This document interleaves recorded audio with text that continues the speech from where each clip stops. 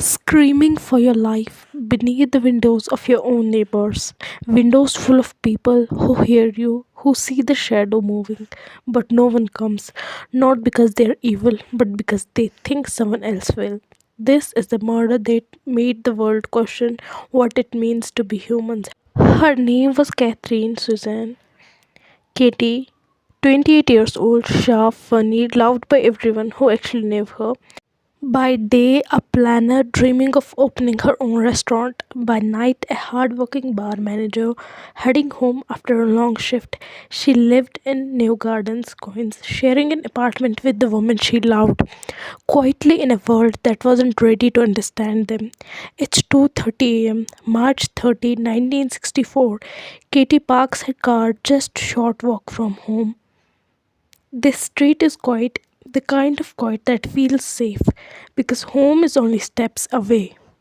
But someone else is there, a man named Whitson, a predator who drove into city hunting for a victim. He follows her, and then in the open, under her apartment windows, lit by late night televisions, he stabs her. Kitty screams, "Oh my god, he stabbed me, help me."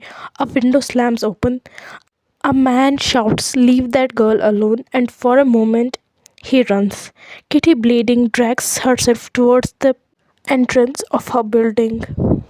She is trying to reach safety. A hallway flickers on. She's close, but he returns. 10 minutes passes. People hear something, but no one fully understands. A cry, a struggle, footsteps, silence, confusion replaces urgency. Fear replaces clarity. Everyone assumes someone else has called the police. He finds her collapsed in alone. He attacks her again, and while she is barely conscious, he steals the last of her strength and her life.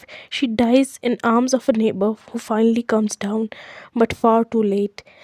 The next morning, a headline explodes across America. 38 witnesses watched a murder and did nothing. It wasn't fully true. People saw pieces, heard fragments, misunderstood what they witnessed. But the damage was done. The world believed a city had turned its back on a dying woman. That outreach built pressure. Emergency call systems were reformed, 911 was created, neighborhood watched programs grew. Psychologists began studying why humans freeze when others are around. They called it Gestander effect. And Kitty became more than a victim, she became a mirror. Her story forces us a single question on anyone who hears it. If you were there, if you heard a scream,